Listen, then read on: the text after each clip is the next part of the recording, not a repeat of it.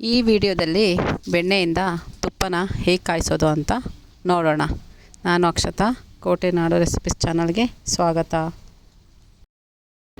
ಇದು 15 ದಿನದಿಂದ ಕೂಡಿಟ್ಟಿರೋ ಹಾಲಿನ ಕೆನೆ. ಇದನ್ನು ಫ್ರೀಝರ್ ಮಾಡಿಟ್ರೆ 15 ದಿನ ಅಲ್ಲ, 1 ತಿಂಗಳಾದ್ರೂ ಕೆಡೋದಿಲ್ಲ, ಚೆನ್ನಾಗೇ ಇರುತ್ತೆ, ಸ್ಮೆಲ್ಲೇನು ಬರೋದಿಲ್ಲ. ಇದನ್ನೀಗ ಈ ಪಾತ್ರೆಗೆ ಹಾಕ್ಕೊಳ್ಳೋಣ.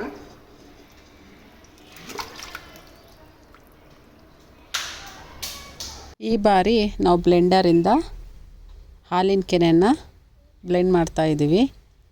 ಸ್ವಲ್ಪ ಗಟ್ಟಿ ಇರುವಾಗಲೇ ಬ್ಲೆಂಡ್ ಮಾಡ್ಕೊಳ್ಳಿ. ನಂತರ ಸ್ವಲ್ಪನೇ ನೀರು ಹಾಕ್ಕೊಂಡು ಬ್ಲೆಂಡ್ ಮಾಡ್ಕೋಬೇಕು. ಒಂದು 5 ಇಲ್ಲ 10 ನಿಮಿಷಕ್ಕೇ ಬೆಣ್ಣೆ ಚೆನ್ನಾಗಿ ಬರುತ್ತೆ.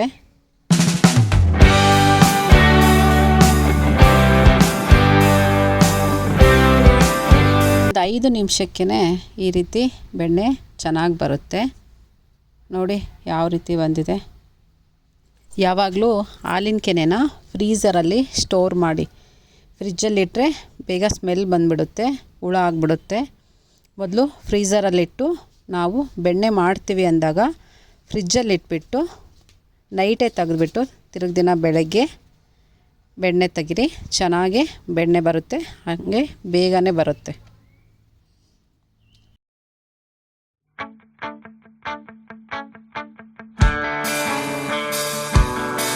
ಈಗ ತುಪ್ಪ ಹೇಗೆ ಕಾಸೋದು ಅಂತ ನೋಡೋಣ ಬನ್ನಿ. ಮೊದಲಿಗೆ ಸ್ಟವ್ ಹಚ್ಚೋಣ. ಈಗ ಬೆಣ್ಣೆ ತೆಗೆದ ಪಾತ್ರೆ ಇರುತ್ತಲ್ಲ, ಅದನ್ನೇ ಸ್ಟವ್ ಮೇಲಿಟ್ಟು ಅದು ಕಾಯೋವರೆಗೂ ಬಿಡೋಣ. ನಂತರ ಇದಕ್ಕೆ ಒಂದು 3 ಬೆಳ್ಳುಳ್ಳಿ ಸುಲ್ಕೋಬೇಕು.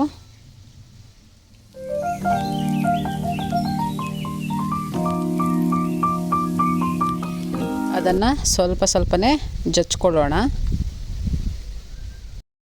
ಬೆಣ್ಣೆ ಕರಗ್ತಾ ಬರ್ತಾ ಇದೆ. ಬೆಣ್ಣೆ ಕರಗ್ತಾ ಬಂದಂಗೆ ಇದು ಉಕ್ಕೋಗುತ್ತೆ. ಹಂಗಾಗಿ 1 ಸ್ಪೂನ್ ಸಹಾಯದಿಂದ ಸ್ವಲ್ಪ ಗೂರಾಡ್ತಾನೆ ಇರಬೇಕು, ಇಲ್ಲ ಅಂದರೆ ಪಾತ್ರೆಯಿಂದ ಎಲ್ಲ ಚೆಲ್ಲೋಗ್ಬಿಡುತ್ತೆ. ಇದು ನೊರೆ ಎಲ್ಲ ಬರ್ತಾ ಇದೆಯಲ್ಲ, ಅದೆಲ್ಲ ಹೋಗಬೇಕು. ಈಗ ತುಪ್ಪಕ್ಕೆ ಏನೇನು ಹಾಕ್ತೀವಿ ಅಂತ ನೋಡೋಣ. 1 ವೀಳ್ಯದೆಲೆ, ಸ್ವಲ್ಪ ಉಪ್ಪು, ಒಂದು ಅರ್ಧ ಸ್ಪೂನು ಖಾರದ ಪುಡಿ, 1 ಚಿಟಿಕೆಯಷ್ಟು ಅರಿಶಿನ, 3 ಬೆಳ್ಳುಳ್ಳಿ ಜಚ್ಕೊಂಡಿರ್ತೀವಲ್ಲ ಅದು, ಹಾಗೆ ಸ್ವಲ್ಪ ಒಣಮೆಣಸಿನ್ಕಾಯಿ. ನಮಗೆ ತುಪ್ಪದಲ್ಲಿ ಹಾಕಿರೋ ಒಣಮೆಣಸಿನ್ಕಾಯಿ ಅಂದರೆ ಇಷ್ಟ, ಹಂಗಾಗಿ ಸ್ವಲ್ಪ ಜಾಸ್ತಿನೇ ಹಾಕಿದ್ದೀವಿ. ನೋಡಿ ಬೆಣ್ಣೆ ಕರಗ್ತಾ ಹೇಗೆ ಬಿಡ್ಕೊತಾ ಇದೆ. ಇದು ದಿಂಡಿರೋದು ಇದೆಯಲ್ಲ, ಅದೆಲ್ಲ ಹೋಗಬೇಕು. ಓದೋದಂಗೆ ತುಪ್ಪ ಬಿಡ್ಕೊತಾ ಬರುತ್ತೆ.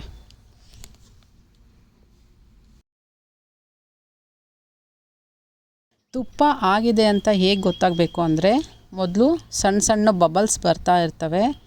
ನಂತರ ತುಪ್ಪ ಫುಲ್ ಆಯಿತು ಅಂದರೆ ನೋಡಿ ಈ ರೀತಿ ದೊಡ್ಡ ಬಬಲ್ಸ್ ಬಂದವು ಅಂದರೆ ಮರಳಾಗಿರೋ ತುಪ್ಪ ರೆಡಿ ಅಂತ. ಅದಕ್ಕೀಗ ಬೆಳ್ಳುಳ್ಳಿ ಮತ್ತು ವೀಳ್ಯದೆಲೆ, ಉಪ್ಪು, ಖಾರ ಪುಡಿ ಹಾಕಿದ್ವಲ್ಲ ಅದನ್ನು ಹಾಕ್ಕೋಬೇಕು. ಅದು ಚಟಪಟ ಅಂತ ಸಿಡಿದ ತಕ್ಷಣ ಅದಕ್ಕೆ ಒಣಮೆಣಸಿನ್ಕಾಯಿ ಹಾಕಿ ಸ್ವಲ್ಪ ಗೂರಾಡಿಬಿಟ್ಟು ಒಂದು ಚಿಕ್ಕ ಪ್ಲೇಟು ಮುಚ್ಚಿ ಇಟ್ಬಿಡಬೇಕು.